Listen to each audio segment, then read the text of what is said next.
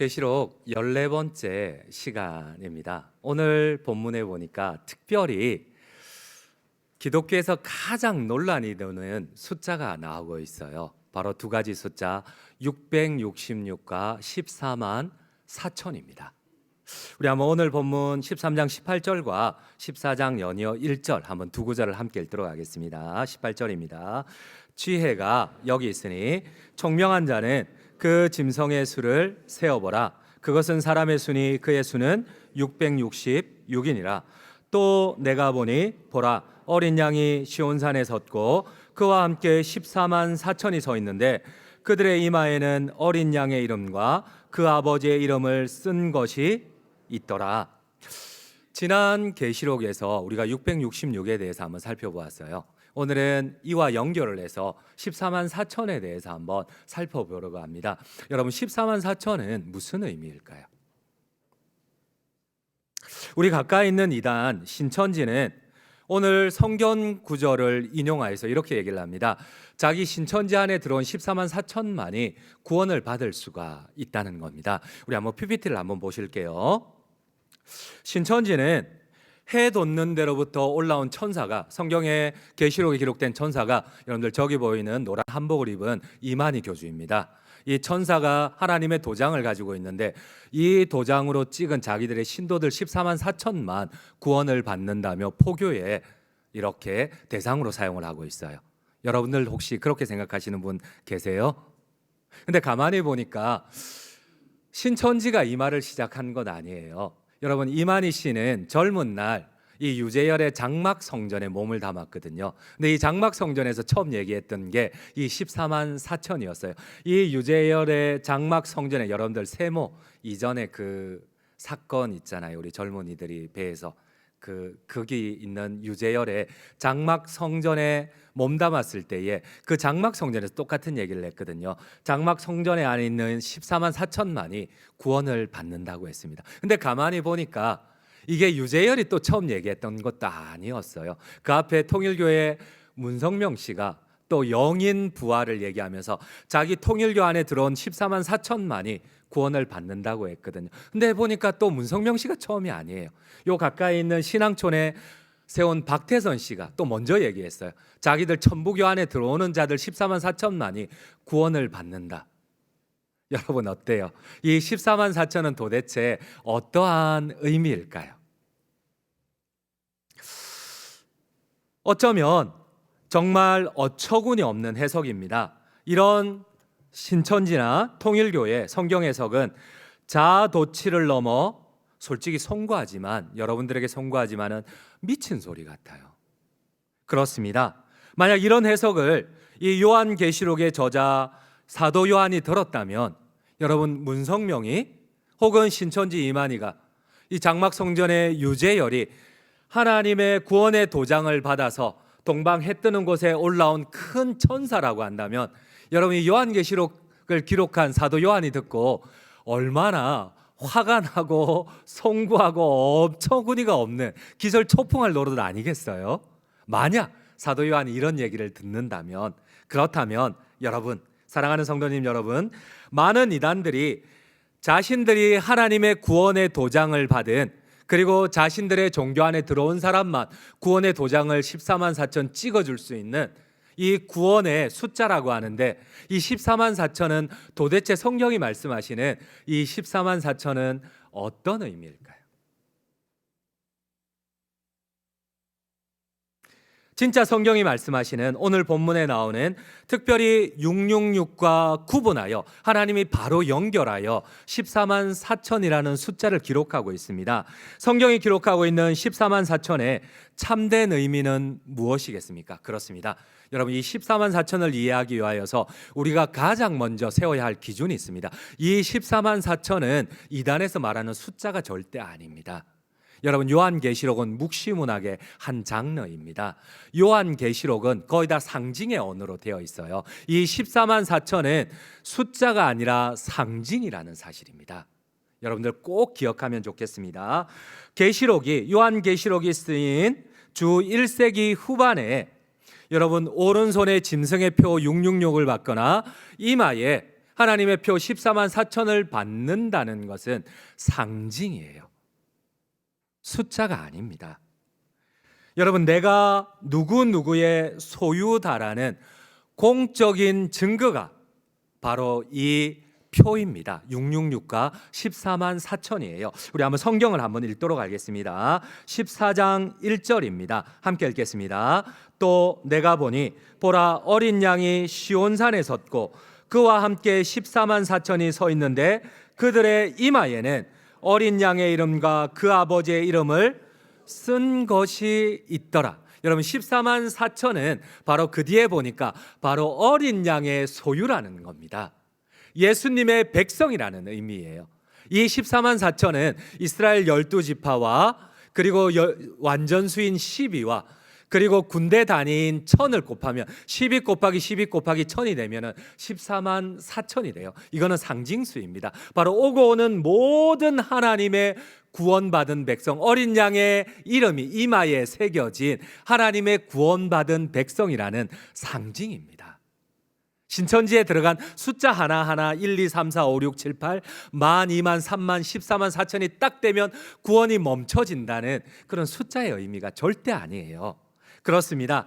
14만 4천으로 상징되는 사람들의 정체성은 성경은 정확하게 얘기를 합니다. 바로 어린 양의 표를 받은, 하나님의 구원의 표를 받은 완전수 14만 4천이라는 의미예요.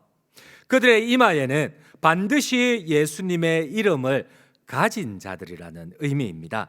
우리 계시록 7장 4절을 한번 병행 본문을 함께 읽도록 하겠습니다. 7장 4절입니다. 내가 인침을 받은 자의 수를 들으니 이스라엘 자손의 각 지파 중에서 인침을 받은 자들이 14만 4천이니 이스라엘 각 지파 12지파의 완전수 12에 그 당시에 군대 단위 1000인 그래서 14만 4천이 됩니다.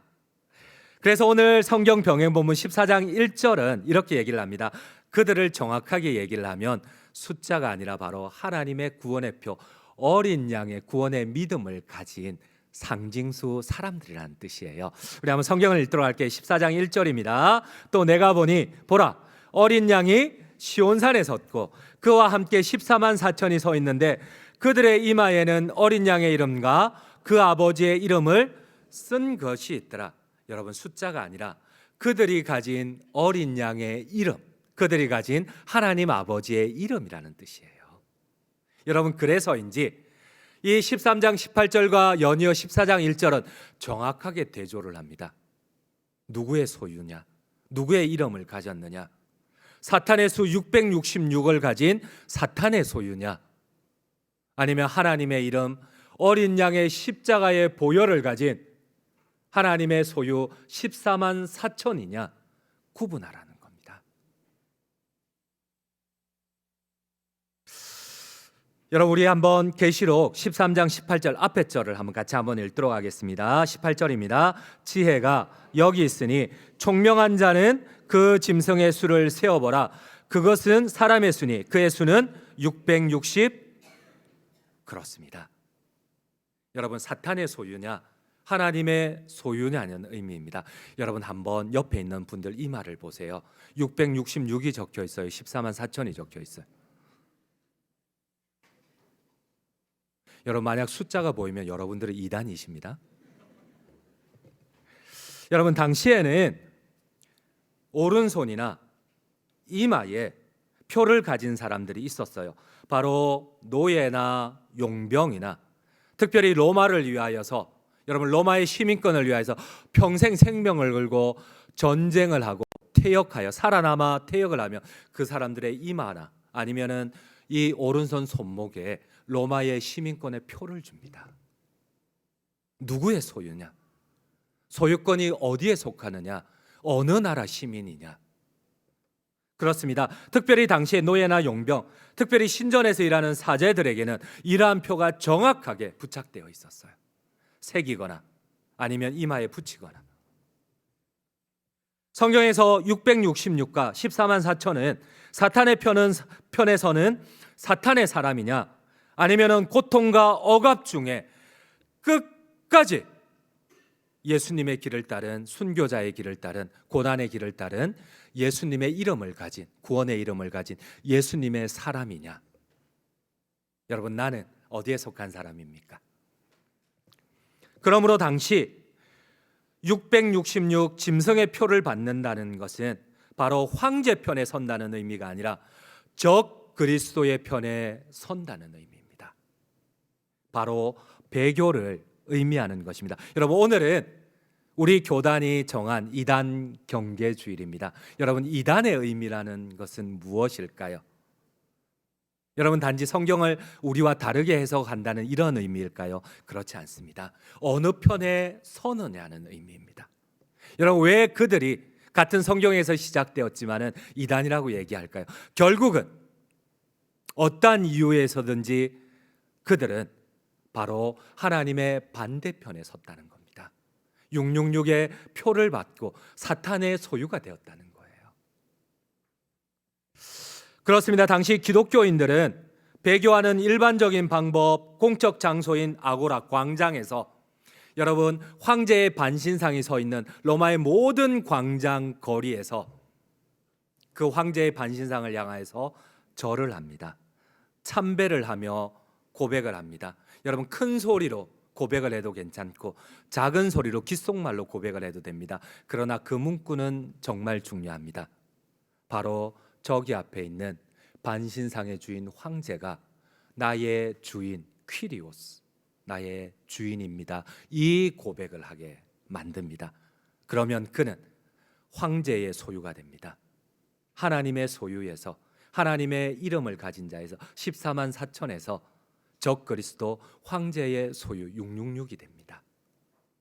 그러면 로마는 그 사람에게서 빼앗은 모든 재산과 사회적 지위와 매매할 수 있는 권리와 그리고 로마가 보장해주는 시민권, 멤버십을 회복을 시켜줍니다. 여러분, 우리가 성경에 나오는 브리스길라와 아굴라, 여러분, 브리스길라는 로마의 귀족이었어요. 귀족으로서 모든 재산과 모든 신분을 박탈당했어요. 여러분, 그가 유일하게 할 수 있었던 일은 로마를 탈출하여, 구사일생으로 탈출하여 소아시아의 에베소나 소아시아에서 텐트를 깁는 자였습니다. 하지만 그가 광장 아고라에서 황제의 반신상을 향하여 참배하며 이 황제가 나의 주인입니다. 나는 그분의 소유입니다. 이 고백만 하면 모든 귀족의 신분이나 재산이 다 복권이 됩니다. 계시록 13장 16절에서 18절을 같이 한번 읽도록 하겠습니다. 계시록 13장 16절입니다. 그가 모든 자 곧 작은 자나 큰 자나 부자나 가난한 자나 자유인이나 종들에게 그 오른손에나 이마에 표를 받게 하고 누구든지 이 표를 가진 자 외에는 매매를 못하게 하니 이 표는 곧 짐승의 이름이나 그 이름의 수라. 지혜가 여기 있으니 총명한 자는 그 짐승의 수를 세어보라. 그것은 사람의 수니 그의 수는 666이니라. 여러분, 적 그리스도 로마 황제가 주인이라는 표를 받은 자의 몸과 생활은 편해집니다. 모든 신분과 박탈당한 재산이 회복이 됩니다. 멤버십이 다 회복이 돼요. 매매도 할 수가 있어요. 이제는 먹고 살 수가 있어요. 심지어 로마가 그의 생명권을 보장을 해줍니다. 더 이상 사탄의 공격을 받지 않아요. 용의 공격을, 바다 짐승의 공격을, 땅의 짐승의 공격을 받지 않습니다. 그러나 주님은 반드시 얘기합니다. 14만 4천이 아니라 666의 표를 받은 자는 하나님의 구원에서 떨어진 자라고 합니다. 반드시 우리가 이 다음에는 우리의 선택에 대한 책임을 져야 됩니다. 사탄의 소유냐, 하나님의 소유냐, 이 선택에 대한 책임을 져야 합니다. 종말의 사람들은 둘로 나뉩니다. 한편에는 하나님의 이름과 예수 그리스도의 보혈을 가진 하나님의 사람 14만 4천과 그리고 다른 편에는 짐승에게 고개를 숙인 짐승의 이름을 받은 666의 사람들이 있습니다. 한쪽은 하나님을 주님으로 섬기는 사람들이고 반대쪽은 짐승에게 경배하는 사람입니다. 여러분, 오늘은 우리 교단이 정한 이단 경계 주일입니다. 여러분, 이단이 무엇일까요? 우리가 왜 이단을 경계해야만 할까요?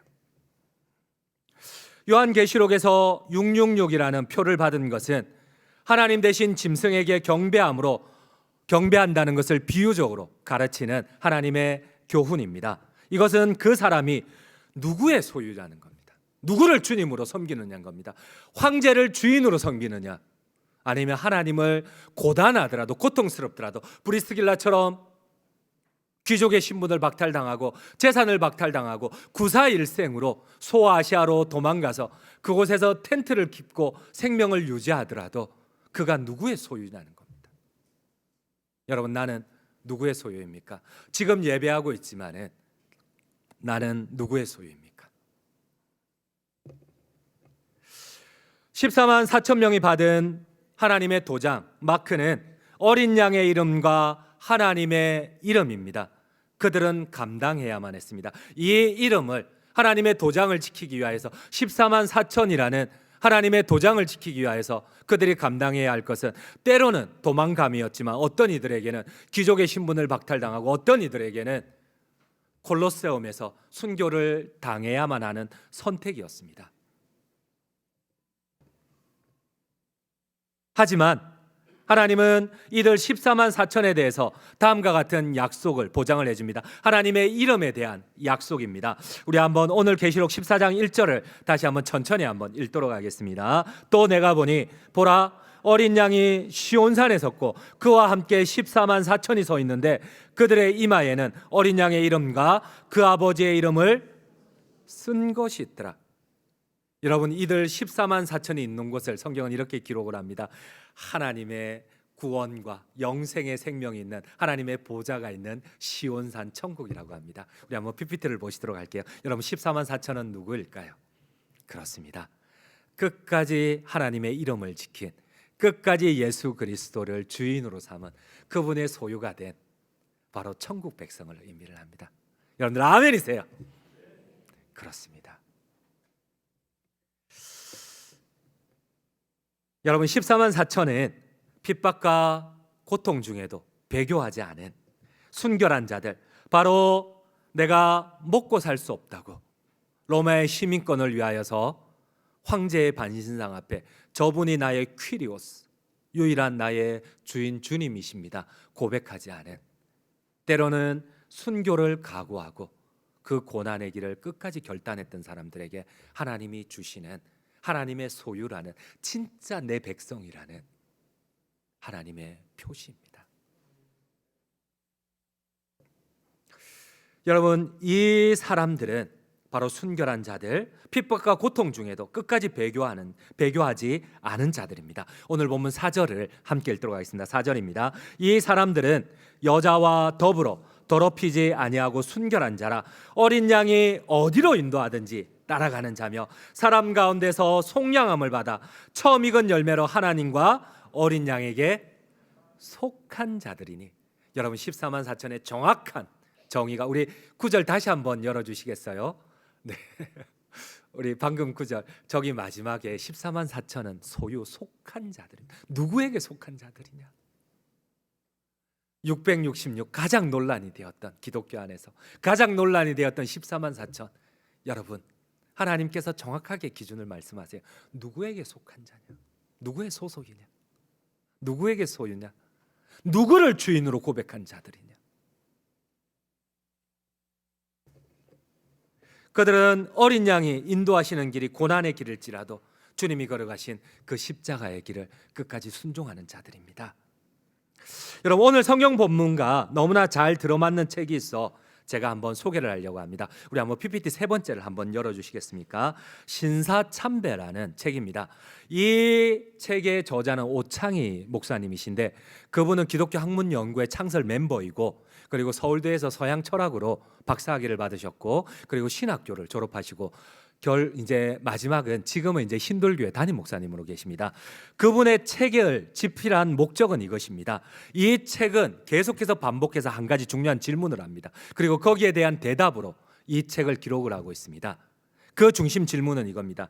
신사참배가, 여러분, 우리 과거 한국 교회의 역사입니다.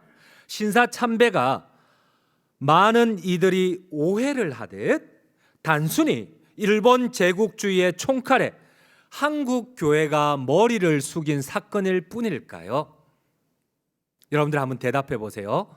신사참배가 단지 일본의 제국주의 총칼 아래 다만 교회가 고개를 숙인 그냥 고개 숙인 사건일 뿐일까요? 이 책의 처음부터 끝까지 이 질문을 물으면서 답을 하고 있습니다. 여러분, 내가 광장에서 아고라에서 황제의 반신상 앞에 고개만 까딱하고 고백하면 됩니다. 다른 사람이 안 들어도 괜찮아요. 내 귀에만 들려도 괜찮아요. 저분이 나의 주인이십니다. 내 앞에 있는 황제가 나의 주인이십니다. 나는 저분의 소유입니다. 여러분, 신사참배가 단지 일본의 제국주의 아래에서 고개만 까딱한 사건일까요? 어쩔 수 없이 이 제국주의 아래 무릎을 꿇은 사건일까요? 근데 이 책은 그렇지 않다고 합니다.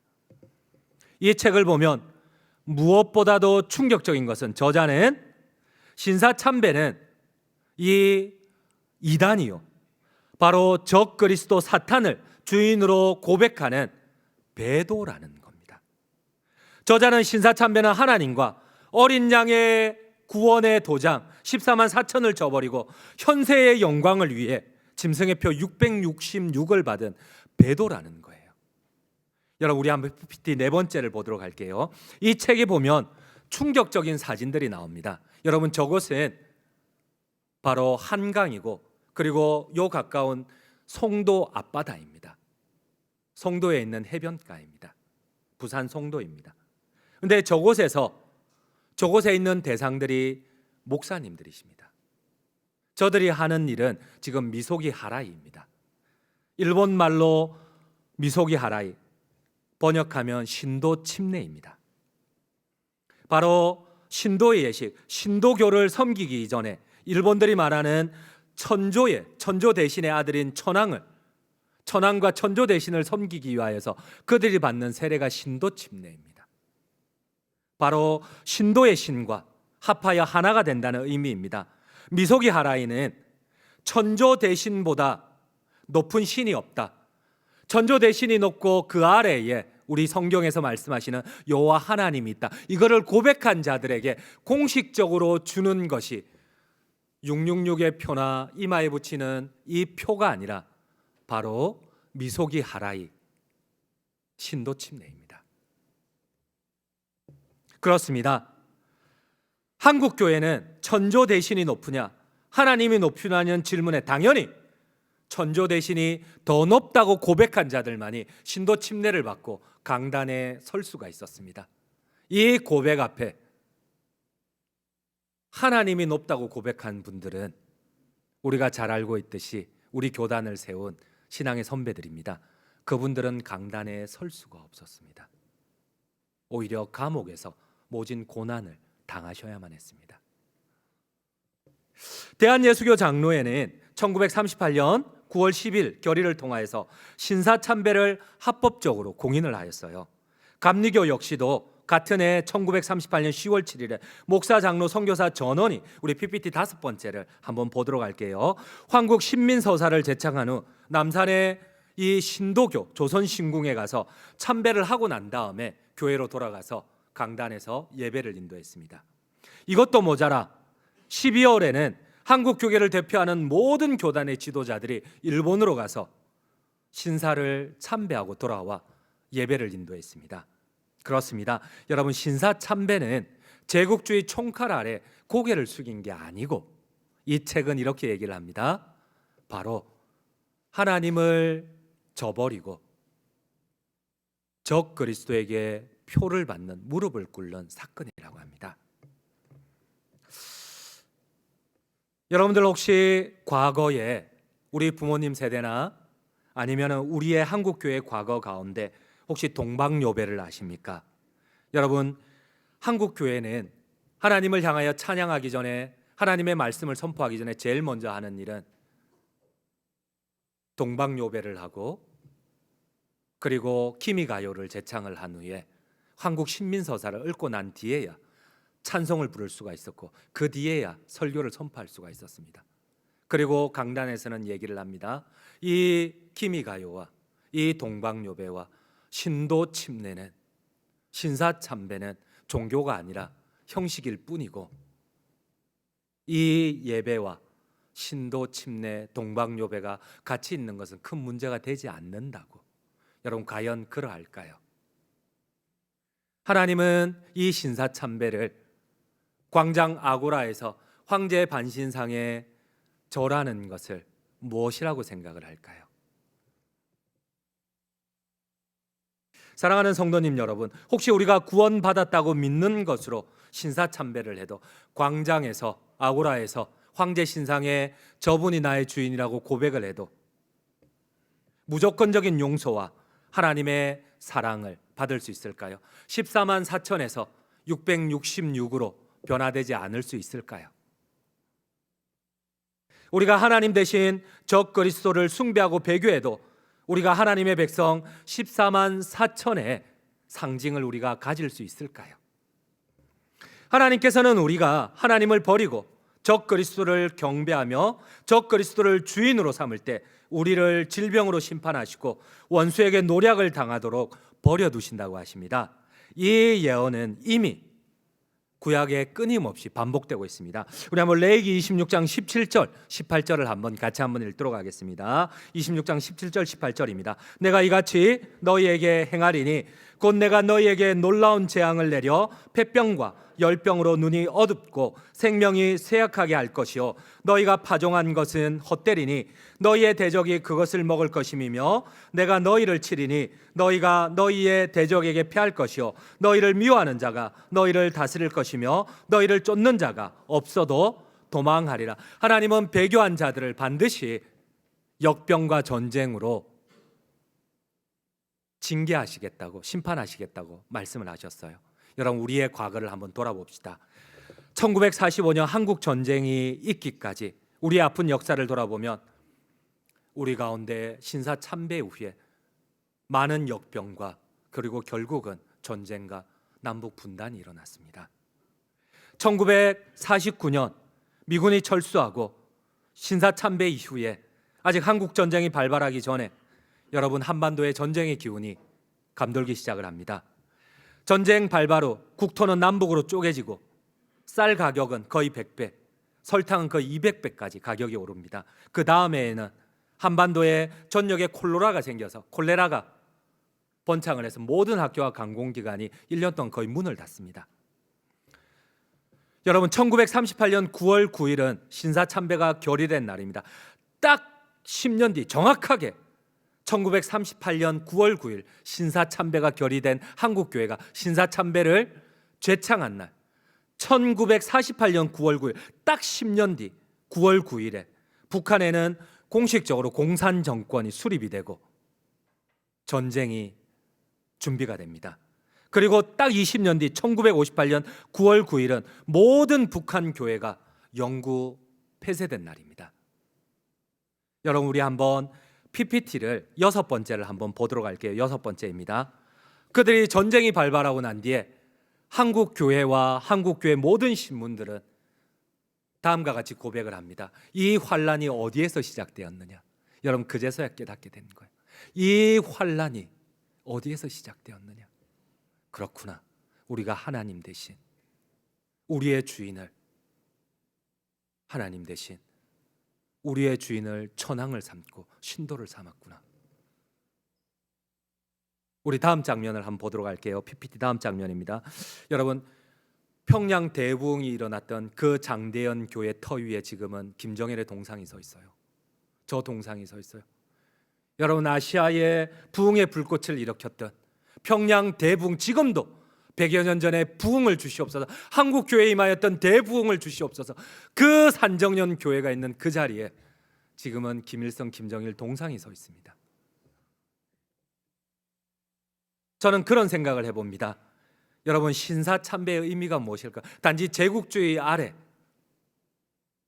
어쩔 수 없이 억압받은 것일까요? 우리의 선택은 무엇인가요?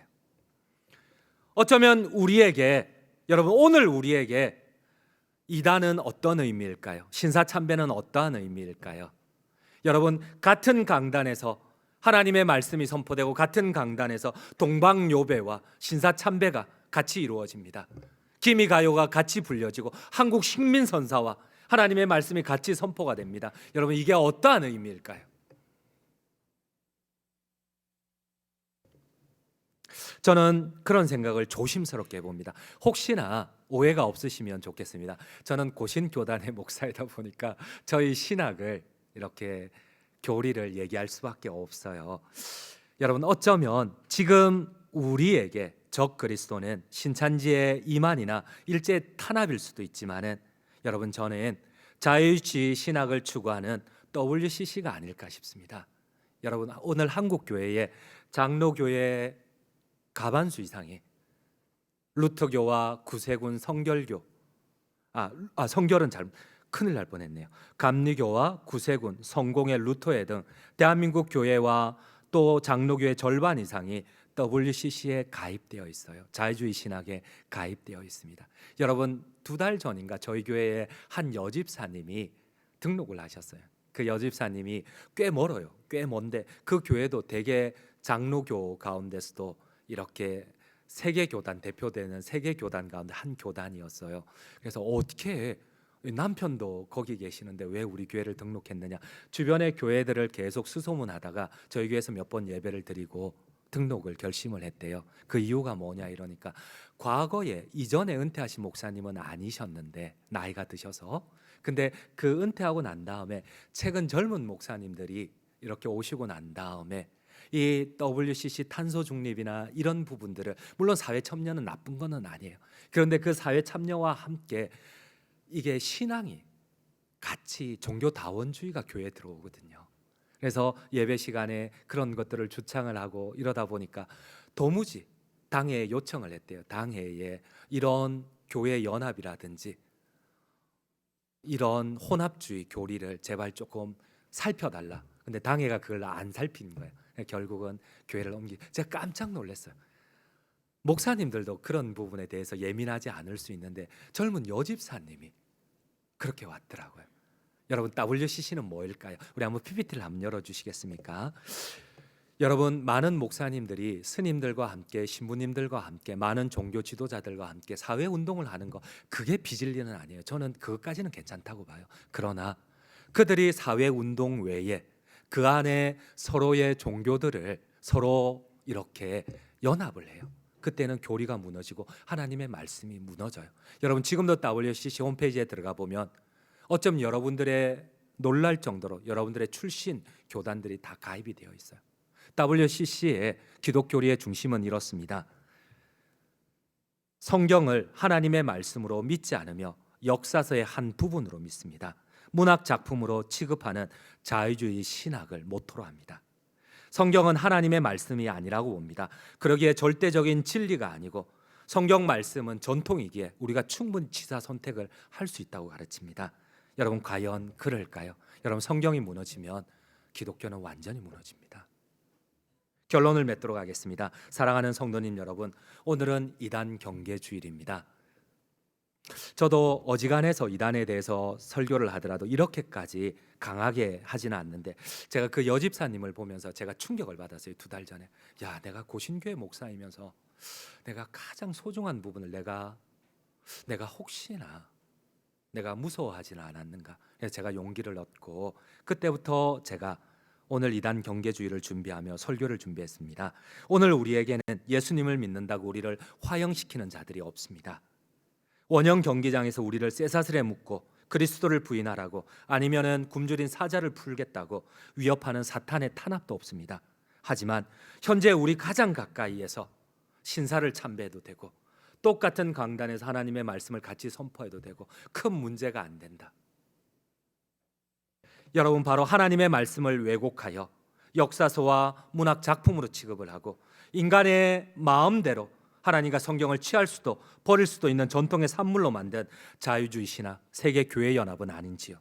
그러므로 오늘 계시록의 말씀 666과 14만 4천을 통하여서 천사를 가장한 사탄의 미혹과 왜곡된 교리를 분별하고 물리쳐 끝까지 하나님께서 우리에게 베풀어 주신 천국 영생의 선물, 이 구원을 끝까지 지키시고 이거를 최고의 기쁨으로 누리시는 우리 모든 장전중앙 성도님들 되시기를 간절히 주님의 이름으로 축원드립니다.